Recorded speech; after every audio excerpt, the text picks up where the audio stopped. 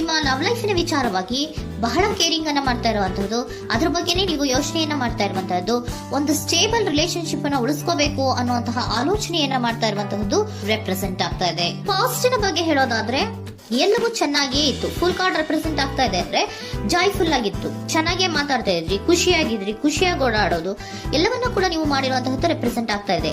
ಆದ್ರೆ ನೀವು ಯಾವಾಗ ಸೀರಿಯಸ್ ಆಗಿ ಕಮಿಟ್ಮೆಂಟ್ ಅನ್ನ ಕೇಳೋದಕ್ಕೆ ಶುರು ಮಾಡ್ತಿರೋ, ಅಥವಾ ನೀವ್ ಯಾವಾಗ ಸ್ವಲ್ಪ ಚೇಂಜಸ್ ಗಳನ್ನ ಮಾಡ್ಕೋ ಅಂತ ಹೇಳೋದಕ್ಕೆ ಶುರು ಮಾಡ್ತಿರೋ, ಅಥವಾ ನೀವು ಸ್ಪಷ್ಟವಾಗಿ ನಿಮ್ಮ ಲವ್ ಲೈಫಿನ ವಿಚಾರವಾಗಿ ಹೀಗೆ ಇರ್ಬೇಕು ಅಂತ ಯಾವಾಗ ಒಂದು ಗಡಿಗಳನ್ನ ಹಾಕೋಕೆ ಶುರು ಮಾಡ್ತಿರೋ, ಆಗ ನಿಮ್ಮ ಲವ್ ಲೈಫಿನ ವಿಚಾರದಲ್ಲಿ ಫೀಲಿಂಗ್ಗಳು ಲೆಫ್ಟ್ ಔಟ್ ಆಗುವಂತ ಸಾಧ್ಯತೆಗಳು ಇದ್ದಿರುವಂತಹದ್ದು ನಿಮ್ಮ ಪಾಸ್ಟಿನಲ್ಲಿ ರೆಪ್ರೆಸೆಂಟ್ ಆಗ್ತದೆ.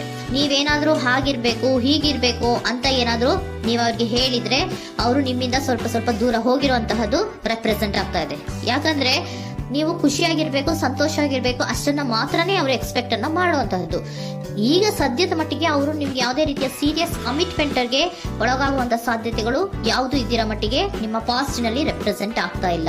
ಈ ಪರ್ಸನ್ ಏನು ಈ 4 ಕಾರ್ಡ್ ಬಂದಿದೆಯೋ, ಈ ಪರ್ಸನ್ ಸೀರಿಯಸ್ ಕಮಿಟ್ಮೆಂಟ್ ಗೆ ಸಿಗುವಂತಹ ಸಾಧ್ಯತೆಗಳು ಇದ್ದಿರೋ ಮಟ್ಟಿಗೆ ನಿಮ್ಮ ಪಾಸ್ಟ್ ನಲ್ಲಿ ಕಾಣಿಸ್ತಾ ಇಲ್ಲ. ಆಗ ಅವರಿಗೆ ಫೀಲಿಂಗ್ ಲೆಫ್ಟ್ ಔಟ್ ಆಗಿರುವಂತಹದ್ದು, ಅವರು ಸ್ವಲ್ಪ ಸ್ವಲ್ಪ ಚೇಂಜ್ ಆಗಿ ನಿಮ್ಮಿಂದ ದೂರ ಹೋಗಿರುವಂತಹದ್ದು ಈ ಕಾರ್ಡಿನಲ್ಲಿ ರೆಪ್ರೆಸೆಂಟ್ ಆಗ್ತಾ ಇದೆ. ಅಟ್ ದಿ ಪ್ರೆಸೆಂಟ್ ನಲ್ಲಿ ನಿಮಗೆ ಬಂದಿರುವಂತಹ ಕಾರ್ಡ್ ಏನು, ವೀಲ್ ಆಫ್ ಫಾರ್ಚೂನ್. ಬದಲಾವಣೆಯ ಮಾರ್ಗವನ್ನ ನೀವು ಹಿಡಿಬೇಕು, ಅಂದ್ರೆ ಬದಲಾವಣೆ ಆಗ್ಬೇಕು ನೀವು. ಅವರು ಸೀರಿಯಸ್ ಕಮಿಟ್ಮೆಂಟ್ ಅನ್ನ ಕೇಳಿದಾಗ ಅವರು ನಿಮ್ಮಿಂದ ದೂರ ಹೋಗಿದ್ದಾರೆ ಅಂದ್ರೆ ನೀವೇನ್ ಮಾಡ್ಬೇಕು, ಅಟ್ ದ ಪ್ರೆಸೆಂಟ್ ನಲ್ಲಿ ಬದಲಾವಣೆಯ ಮಾರ್ಗವನ್ನ ಹಿಡಿಬೇಕು. ಬದಲಾವಣೆಯ ಮಾರ್ಗವನ್ನ ಮಾಡ್ಕೊಳ್ಳೋಕೆ ಹೋಗ್ತೀರಾ, ಆದ್ರೆ ನಿಮ್ ಕೈಲಿ ಆಗ್ತಾ ಇಲ್ಲ. ಯಾಕಂದ್ರೆ ವೀಲ್ ಆಫ್ ಫಾರ್ಚೂನಿನ ಕ್ಲಾರಿಫಿಕೇಶನ್ ಕಾರ್ಡ್ ಬಂದಿರುವಂತಹದ್ದು ಯಾವುದು, ಡೆವಿಲ್ ಕಾರ್ಡ್ ರೆಪ್ರೆಸೆಂಟ್ ಆಗ್ತಾ ಇದೆ. ಡೆವಿಲ್ ಕಾರ್ಡ್ ಏನನ್ನ ರೆಪ್ರೆಸೆಂಟ್ ಮಾಡುತ್ತೆ, ಅಡಿಕ್ಷನ್ ಅನ್ನ ರೆಪ್ರೆಸೆಂಟ್ ಮಾಡುತ್ತೆ. ಯಾವಾಗ ಅವರ ಬಗ್ಗೆನೇ ಯೋಚನೆ ಮಾಡ್ತಾ ಇರೋದು, ಅದ್ರ ಬಗ್ಗೆನೇ ಥಿಂಕ್ ಮಾಡ್ತಾ ಇರೋದು. ಸ್ವಲ್ಪ ಬದಲಾವಣೆ ಮಾಡ್ಕೊಳಕ್ ಹೋಗ್ತೀರಾ, ಮತ್ತೆ ಪುನಃ ವಾಪಸ್ ಹಿಂದಕ್ಕೆ ಬರ್ತೀರಾ, ಮತ್ತೆ ಆಲೋಚನೆಯನ್ನ ಮಾಡಕ್ಕೆ ಶುರು ಮಾಡ್ತೀರಾ. ಆ ಕಾರಣವಾಗಿಯೇ ನಿಮ್ಗೆ ನೋವುಗಳು ಆಗ್ತಾ ಇರುವಂತದ್ದು ಅಟ್ ಪ್ರೆಸೆಂಟ್ ಇನಲ್ಲೂ. ನೀವು ಬದಲಾವಣೆ ಆಗೋಕೆ ಹೋಗ್ತೀರಾ, ಎಲ್ಲಿ ಬದಲಾವಣೆ ಆಗ್ತಾ ಇದ್ದೀರಾ, ಎಲ್ಲಿ ಚೇಂಜಸ್ ಆಗ್ತಾ ಇದ್ದೀರಾ, ನೀವು ಆಗ್ತಾ ಇಲ್ಲ.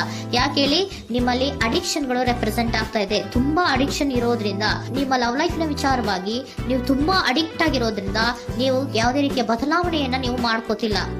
ನಿಮ್ಮ ಲವ್ ಲೈಫ್ ನ ವಿಚಾರವಾಗಿ ನೀವು ಬದಲಾವಣೆಯನ್ನೇ ಮಾಡ್ಕೋತಾ ಇಲ್ಲ. ಅವ್ರು ಕಮಿಟ್ಮೆಂಟ್ ಕೊಟ್ಟಿಲ್ಲ, ಅವ್ರು ಹೋದ್ರು ಅಂದ್ಮೇಲೆ ನೀವು ಮುಂದೆ ಬರ್ಬೇಕು, ನಿಮ್ಮ ಜೀವನದಲ್ಲಿ ನೀವು ಮುಂದೆ ಮುಂದೆ ಬರ್ಬೇಕು. ಸೊ ನೀವು ಮುಂದೆ ಬರಕ್ ಹೋಗ್ತೀರಾ, ಆದ್ರೆ ಅಲ್ಲೇ ಸ್ಟ್ರಕ್ ಆಗ್ತಾ ಇರುವಂತಹದ್ದು ರೆಪ್ರೆಸೆಂಟ್ ಆಗ್ತಾ ಇದೆ. ನೀವ್ ಯಾವಾಗ ಅಡಿಕ್ಷನ್ ಗಳನ್ನ ಜಾಸ್ತಿ ಮಾಡ್ಕೋತಿರೋ, ಅಬ್ಸೆಷನ್ ಆಗತ್ತೆ. ಯಾವಾಗ ನಿಮ್ಮಲ್ಲಿ ಅಬ್ಸೆಷನ್ ಗಳಾಗಕ್ಕೆ ಶುರು ಆಗುತ್ತೋ, ಆಗ ನಿಮ್ಮ ನೋವುಗಳು ಜಾಸ್ತಿ ಆಗುತ್ತೆ. ಕಣ್ಣೀರಿಡೋದು, ನೋವನ್ನ ಪಡೋದು, ಸಂಕಟ ಪಡೋದು, ಪದೇ ಪದೇ ನೆನಪಿಸ್ಕೊಳ್ಳೋದು, ಅಳೋದು, ಆಗದೇ ಇಲ್ವೇನೋ ನನಗೆ ಅನ್ನುವಂತಹ ರೀತಿಯಲ್ಲಿ ಅಟ್ ಪ್ರೆಸೆಂಟ್ ನಲ್ಲಿ ಕೆಲವೊಬ್ರು ಇರುವಂತಹದ್ದು ರೆಪ್ರೆಸೆಂಟ್ ಆಗ್ತಾ ಇದೆ. ನೆಕ್ಸ್ಟ್ ಕಾರ್ಡ್ ಬಂದಿರುವಂತಹದ್ದು ಯಾವುದು, ಕ್ವೀನ್ ಆಫ್ ಪೆಂಟಿಕಲ್ಸ್ ಬಂದಿದೆ. ಸೊ ಕ್ವೀನ್ ಆಫ್ ಪೆಂಟಿಕಲ್ ಏನನ್ನ ರೆಪ್ರೆಸೆಂಟ್ ಮಾಡುತ್ತೆ, ನಿಮ್ಮನ್ನ ನೀವು ಗಮನವನ್ನ ಕೊಡಬೇಕು, ನಿಮ್ಮ ಕಡೆಗೆ ನೀವು ಹೆಚ್ಚು ಗಮನವನ್ನ ಕೊಡಬೇಕು. ಅವ್ರು ನಿಮ್ಗೆ ಸೀರಿಯಸ್ ಕಮಿಟ್ಮೆಂಟ್ ಕೊಡ್ಲಿಲ್ಲ, ಫೀಲಿಂಗ್ ಲೆಫ್ಟ್ ಔಟ್ ಆಯ್ತು, ಅವರು ದೂರ ಆಯ್ತು, ಹೋದ್ರು ಅಲ್ವಾ. ಸೊ ನೀವೇನ್ ಮಾಡ್ಬೇಕು, ನೀವು ನಿಮ್ ಕಡೆಗೆ ಗಮನವನ್ನ ಕೊಡಬೇಕು. ವೀಲ್ ಆಫ್ ಫಾರ್ಚೂನ್ ಅಂದ್ರೆ ಏನು, ನೀವು ಬದಲಾವಣೆಯ ಮಾರ್ಗವನ್ನ ಹಿಡಿಬೇಕು.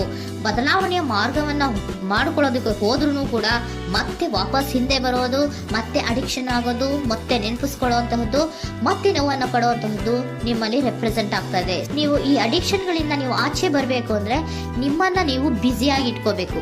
ಟೈಮ್ ಇದ್ರೂ ಕೂಡ ಮತ್ತೆ ಪುನಃ ಹಿಂದೆ ಬಂದು ನೀವು ಆಲೋಚನೆ ಮಾಡುವಂತಹ ಸಾಧ್ಯತೆಗಳು ಇದೆ. ಅದಕ್ಕೆ ನೀವು ಅಟ್ ಪ್ರೆಸೆಂಟ್ ನಲ್ಲಿ ನೀವು ಆ ಫೀಲಿಂಗ್ ಇಂದ, ಈ ನೋವಿನಿಂದ ನೀವು ಆಚೆ ಬರ್ಬೇಕಂದ್ರೆ ನೀವೇನ್ ಮಾಡ್ಬೇಕು, ಸ್ವಲ್ಪ ಏನಾದ್ರೂ ಬ್ಯುಸಿ ಆಗ್ಬೇಕು, ಕೆಲಸಗಳನ್ನ ಮಾಡೋದಕ್ಕೆ ಶುರು ಮಾಡ್ಬೇಕು.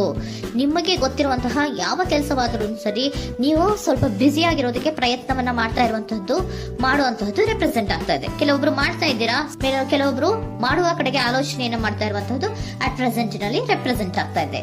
ಇಮಿಡಿಯೇಟ್ ಫ್ಯೂಚರ್ ನಲ್ಲಿ ಏನ್ ರೆಪ್ರೆಸೆಂಟ್ ಆಗ್ತಾ ಇದೆ, ನೈಟ್ ಆಫ್ ಸೋರ್ಟ್ಸ್ ರೆಪ್ರೆಸೆಂಟ್ ಆಗ್ತಾ ಇದೆ.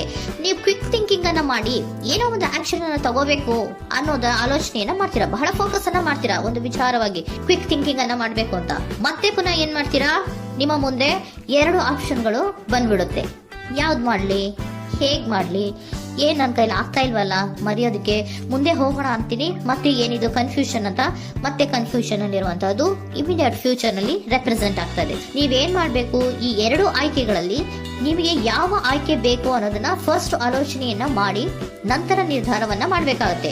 ಡಿಟರ್ಮಿನೇಷನ್ ಅಂಡ್ ಡೈರೆಕ್ಷನ್, ನಿರ್ಣಯವನ್ನ ಮಾಡಿ ಅದೇ ದಾರಿಯಲ್ಲಿ ನೀವು ಮುಂದೆ ಹೋಗ್ಬೇಕು ಈ ಆಲೋಚನೆಯನ್ನ ಮಾಡಬೇಕು. ಆ ರೀತಿಯ ಆಲೋಚನೆಯನ್ನ ಮಾಡಿದ್ರೆ ಇನ್ ನಿಯರ್ ಫ್ಯೂಚರಿನಲ್ಲಿ ನೀವು ಆ ರೀತಿ ಆಲೋಚನೆಯನ್ನ ಮಾಡಿದ್ರೆ ನಿಮ್ಮಲ್ಲಿ ಒಂದು ಪಾಸಿಟಿವ್ ಚೇಂಜಸ್ ಗಳಾಗುತ್ತೆ. ಸ್ಟಾರ್ ರೆಪ್ರೆಸೆಂಟ್ ಆಗ್ತಾ ಇದೆ, ಕೆಲವೊಂದು ರೀತಿಯ ಪಾಸಿಟಿವ್ ಚೇಂಜಸ್ ಗಳು ಆಗುತ್ತೆ. ನಿಮ್ಗೆ ಏಂಜಲ್ ಗೈಡೆನ್ಸ್ ಏನ್ ಕೊಡ್ತಾರೆ ಅನ್ನೋದನ್ನ ನೋಡೋಣ. ನಾಟ್ ದ ರೈಟ್ ಟೈಮ್, ಇದು ಕರೆಕ್ಟ್ ಆಗಿರುವಂತಹ ಟೈಮ್ ಅಲ್ಲ. The situation will improve, situation ಅನ್ನೋದು ಇಂಪ್ರೂವ್ ಆಗುತ್ತೆ ಯಾವಾಗ, ಇಫ್ ಯು ಬಿಲೀವ್, ನೀವು ನಂಬಿಕೆ ಇಟ್ಟಾಗ ಮಾತ್ರ ಸಿಚುಯೇಷನ್ ಅನ್ನೋದು ಇಂಪ್ರೂವ್ ಆಗುವಂತಹದ್ದು. ಏನೀಗ ಬೇಜಾರಿನಿಂದ ಇದ್ದೀರಲ್ಲ, ಈ ನೋವು ಯಾವಾಗಲೂ ಶಾಶ್ವತವಾಗಿ ಇರುವಂತಹದ್ದು ಅಲ್ಲ. ನಾಟ್ ದ ರೈಟ್ ಟೈಮ್, ಇದು ಕರೆಕ್ಟ್ ಆಗಿ ಇರುವಂತಹ ಸಮಯ ಅಲ್ಲ. ಸ್ವಲ್ಪ ವೇಟ್ ಮಾಡು, ನೀವು ಚೇಂಜಸ್ ಮಾಡ್ಕೊಳ್ಳೋ ಕಡೆಗೆ ಹೆಚ್ಚು ಗಮನವನ್ನ ಕೊಡು, ಅಲ್ಲಿ ಚೇಂಜಸ್ ಆಗತ್ತೆ ಅನ್ನೋದನ್ನ ಏಂಜಲ್ ಗೈಡೆನ್ಸ್ ನಿಮ್ಗೆ ಕೊಡ್ತಾ ಇದ್ದಾರೆ. Surrender your full power. Your life is a calling for you to step into your full power rather than playing it small.